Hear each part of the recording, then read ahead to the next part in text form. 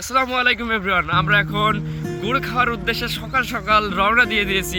অল্প কিছুক্ষণের ভিতরে আমরা চলে যাব কিন্তু এই বছরের প্রথম গুড় খেতে। শীত নামলেই গ্রামের আকাশে ভোরের কুয়াশা, ভেতরে একটা মিষ্টি গন্ধ ভেসে আসে। সে গন্ধ গুড়ের। নীরব ভোরে খেজুর গাছের মাথায় উঠে পড়া। গাছ কাটার মানুষটা শুধু রস কাটে না, সে কাটে আমাদের শৈশবের স্মৃতি, মায়ের হাতের পিঠা আর আগুন পোহানোর বিকালের উষ্ণতা। শীতের গুড় মানেই মিষ্টতা নয়, এটা পরিশ্রমের স্বাদ। ঠান্ডা হাতে হাঁড়ি নামানো, সারা রাত জেগে থাকা, রসের ফোঁটা ফোঁটা শব্দে অপেক্ষা, সব মিলিয়ে এক নিঃশব্দ ত্যাগের গল্প।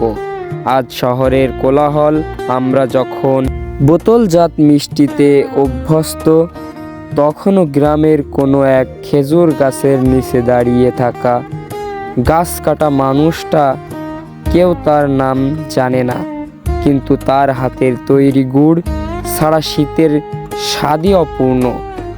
শীতের গুড় তাই শুধু খাবার নয়, এটি গ্রামের আত্মা, এটি শীতের ভালোবাসা, এটা গাছ কাটা মানুষের নীরব সম্মান। শীত এলে খেজুর গাছগুলো যেন হঠাৎ করেই কথা বলতে শুরু করে।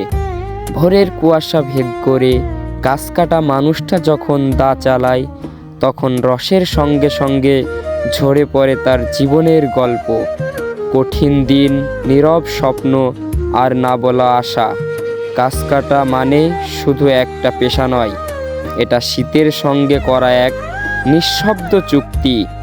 হিমেল রাতে কাঁপতে কাঁপতে পাহারা দেওয়া হাঁড়ি, আগুনের পাশে বসে থাকা দীর্ঘ অপেক্ষা, এর অপেক্ষার ফলই সকালে সোনালি গুড়।